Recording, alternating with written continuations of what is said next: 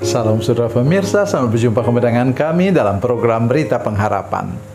Saudara pemirsa, hari ini saya mengajak kita semua untuk mengerti paling tidak ada dua jenis kutuk yang disebut dalam Alkitab. Yang pertama ialah kutuk belalang pelahap. Yang kedua ialah kutuk pundi-pundi berlobang. Dan yang kedua ini yang kita dengar sebentar. Mari kita berdoa sebelum kita lebih jauh mendengarkan firman Tuhan ini. Bapa, dalam nama Yesus, terima kasih ada firman Tuhan yang ajaib dan luar biasa kami dengar sebentar. Kami berdoa Tuhan, Kau menolong kami untuk mengerti firman Tuhan ini, dan sesudah mendengarkan firman Tuhan, sikap kami akan berubah terhadap gereja, terhadap rumah Tuhan. Dalam nama Yesus, haleluya, amin. Saudara pemirsa, mari kita membaca Alkitab kita dalam Perjanjian Lama, kitab Nabi Hagai. Hagai pasal 1 ayatnya yang ke-6. Hagai 1 ayat 6, demikian bunyi firman Tuhan. Kamu menabur banyak tapi hasilnya sedikit. Kamu makan tetapi tidak kenyang. Kamu minum tapi tidak puas. Kamu berpakaian tapi tidak merasa hangat.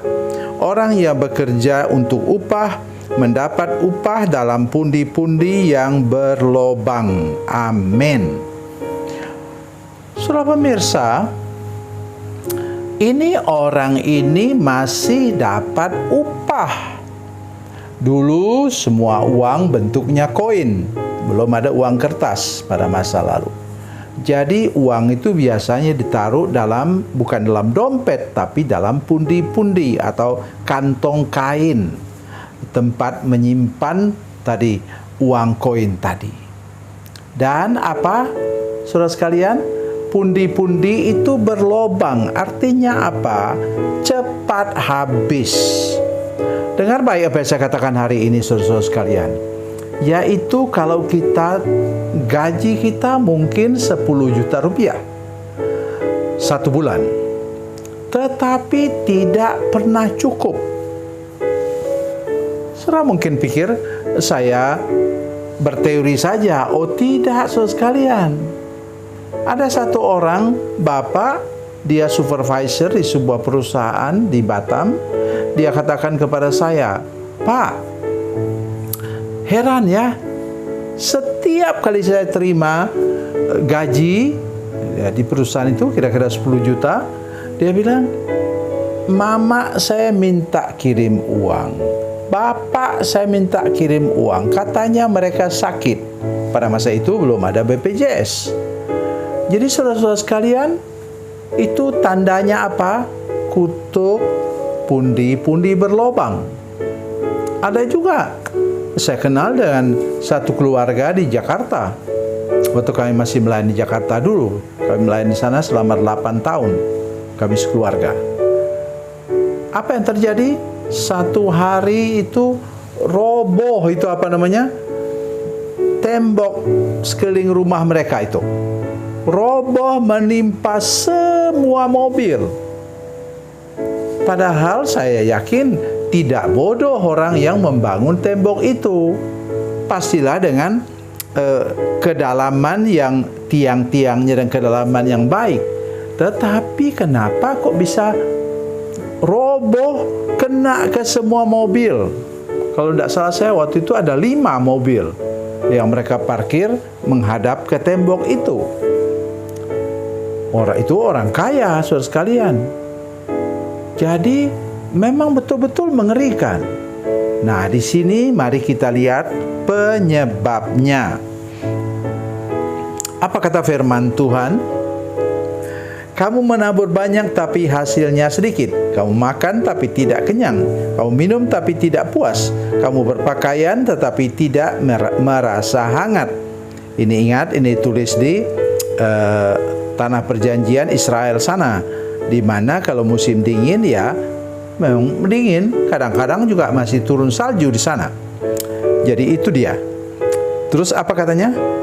Orang yang bekerja untuk upah mendapat upah dalam pundi-pundi yang berlubang. Saudara pemirsa, penyebabnya di sini ialah mengabaikan pembangunan rumah Tuhan. Mereka baru pulang dari pembuangan ke Babel, dan sekarang mereka itu rumah bait Allah yang dulu sudah rubuh. Dirobohkan oleh apa? Oleh Raja Nebukadnezar 70 tahun yang lalu. Nah, sekarang mereka harus membangun kembali bait Allah. Itu yang sering disebut bait Allah kedua, yang didirikan oleh diberi motivasi oleh salah satu Nabi Hagai, Nabi Zakaria misalnya. Jadi saudara sekalian, di sini kita melihat apa dampak negatif kalau kita mengabaikan gereja. Kalau sekarang mengabaikan gereja, kita sebenarnya punya, tapi tidak mau berbagi dengan hamba Tuhan di gereja. Ini bermasalah besar. Mengapa? Itu tadi kutuk pundi-pundi yang berlobang. Jadi marilah kita sekarang saudara sekalian untuk sadar benar bahwa gereja itu tanggung jawab semua warganya, tidak terkecuali, termasuk hamba Tuhan juga. Kami seumur-umur ini melayani Tuhan. Saya sudah melayani Tuhan 52 tahun. Jadi saya pun sampai sekarang selalu memberikan persepuluhan. Saya tidak peduli tafsiran-tafsiran orang seperti apa, tapi yang saya tahu, saya harus bertanggung jawab untuk gerejanya. Dengan demikian maka Tuhan akan menutup dengan tangan yang berlobang paku tadi, itu pundi-pundi yang berlobang, sehingga berkat Tuhan yang kita terima itu awet dan dapat dipakai untuk sepenuhnya bagi keluarga kita, dan kita menyerahkan lebihnya untuk pekerjaan Tuhan di gereja. Bukankah banyak gereja yang menderita oleh karena tidak ada kesadaran dari warganya untuk mendukungnya? Oleh sebab itu saya seringkali menangis, menangis benar-benar melihat gereja-gereja yang kemudian dari organisasi gereja yang besar sebenarnya, tapi jauh di sana di NTT sana, di Sulawesi Tengah atau di Nias. Nah, saya mau nangis lihat itu sudah mau rubuh. Kalau hujan, lantai tanahnya itu masuk air. Itu kenapa? Tidak ada kesadaran untuk memberi, untuk mendukung satu dengan yang lain. Oleh karena itu, sikap seperti itu hari ini lewat firman Tuhan ini harus kita hapus, bersihkan sama sekali, supaya gereja kemudian menjadi bangunan yang kuat dan kokoh, dan di sana orang dapat beribadah kepada Tuhan. Tuhan Yesus memberkati. Tuhan Yesus baik. Mari kita berdoa. Bapa, dalam nama Yesus, terima kasih untuk firman Tuhan yang kami dengar. Kami mengucap syukur bahwa ada tangan Yesus yang melubang paku, yang menutup semua kebocoran dalam hidup kami, karena kami mulai punya kesadaran penuh untuk mendukung gerejamu. Dalam nama Yesus, haleluya, amin.